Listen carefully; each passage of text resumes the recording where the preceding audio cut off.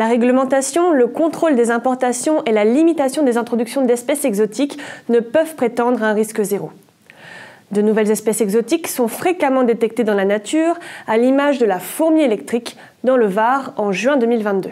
Afin de prévenir toute éventualité d'invasion, il est crucial de pouvoir intervenir le plus tôt possible, tant que l'espèce occupe encore une petite zone et que son éradication reste envisageable. Le processus détection précoce et réaction rapide permet de limiter considérablement les coûts de gestion sur le long terme, ainsi que les impacts environnementaux, économiques et sanitaires des espèces exotiques envahissantes. La détection précoce et réaction rapide repose sur une cascade d'actions spécifiques planifiées à l'avance et sur une coordination efficace entre tous les acteurs impliqués, tels que les gestionnaires, les scientifiques, les autorités locales et même les citoyens. La première étape de ce processus est la surveillance, qui repose sur des observations sur le terrain pour détecter les espèces exotiques au plus tôt après leur introduction.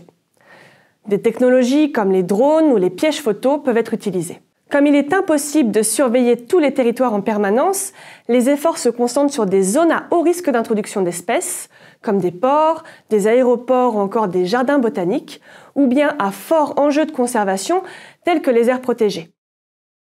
Par ailleurs, certaines espèces exotiques, connues pour être envahissantes dans d'autres régions similaires, peuvent aussi faire l'objet d'une attention particulière. Pour que cette surveillance soit efficace, il est crucial de mobiliser de larges réseaux d'observateurs. Ces réseaux peuvent être constitués de professionnels dont la gestion des espèces exotiques envahissantes fait partie de leur métier, mais aussi des bénévoles formés, notamment via des programmes de sciences participatives spécifiques aux espèces exotiques envahissantes. Par exemple, en Occitanie, les missions Flore, créées par Tela Botanica, proposent des programmes de sciences participatives pour détecter les plantes exotiques en partageant photos, lieux et dates des observations sur une plateforme en ligne. Les observations sont ensuite intégrées dans des bases d'informations libres d'accès qui peuvent être régionales, nationales ou encore internationales. En France, la plateforme de l'Inventaire national du patrimoine naturel, gérée par le Muséum national d'histoire naturelle, joue un rôle clé dans la surveillance des espèces exotiques envahissantes. Elle regroupe les signalements issus de divers programmes, notamment le programme Écureuils en France, qui collecte les observations des écureuils natifs, ainsi que des espèces introduites en France, telles que l'écureuil de Corée ou encore l'écureuil de Pallas. À l'échelle européenne, la plateforme European Alien Species Information Network, mise en place par la Commission européenne, permet de signaler, notamment grâce à la science participative, les observations des espèces inscrites sur la liste des espèces préoccupantes pour l'Union européenne.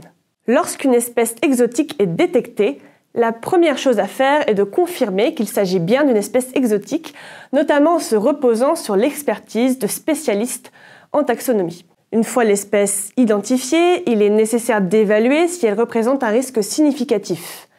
En effet, toutes les espèces exotiques ne deviennent pas envahissantes. Certaines espèces s'installent sans causer de problèmes majeurs. L'évaluation du risque s'appuie sur des caractéristiques comme la capacité de reproduction et de dispersion de l'espèce, ainsi que sur des données concernant son impact dans des environnements similaires. Si l'espèce est identifiée comme étant exotique et à risque, le processus d'alerte rapide est déclenché.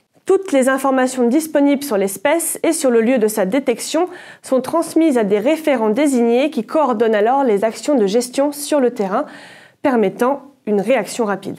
Ces référents peuvent être un conservatoire botanique, un conservatoire d'espaces naturels, un service de l'État comme les directions régionales de l'environnement ou encore une association naturaliste régionale. Cette réaction rapide repose sur un plan de gestion adapté, incluant des méthodes d'intervention spécifiques, un suivi continu pour mesurer l'efficacité des actions et une surveillance des sites à proximité pour limiter la dispersion. Le plan de gestion est ajusté au cours des actions si nécessaire. Cependant, pour qu'un plan de gestion soit efficace, il est indispensable d'anticiper les contraintes logistiques. Par exemple, il faut garantir la disponibilité du matériel, mobiliser des équipes sur le terrain et sécuriser des financements pour couvrir les coûts. Ces aspects, souvent complexes, sont essentiels pour réussir l'intervention. Un exemple concret de détection précoce et réaction rapide est celui de la crassule de Helms, une plante aquatique exotique envahissante originaire du Pacifique et déjà présente dans plusieurs départements du nord de la France. En janvier 2016, sa présence est signalée par un bénévole du Conservatoire botanique national de Brest dans plusieurs zones de Loire-Atlantique. Rapidement, un comité technique regroupant des organismes locaux et des acteurs privés est constitué afin d'évaluer les risques et coordonner une intervention. Après des prospections confirmant un risque de dispersion préoccupant, des actions d'éradication sont menées dès septembre et octobre 2016. Ce succès a été possible grâce à une mobilisation rapide et une bonne coordination des acteurs et grâce à la disponibilité des financements nécessaires pour agir sans délai.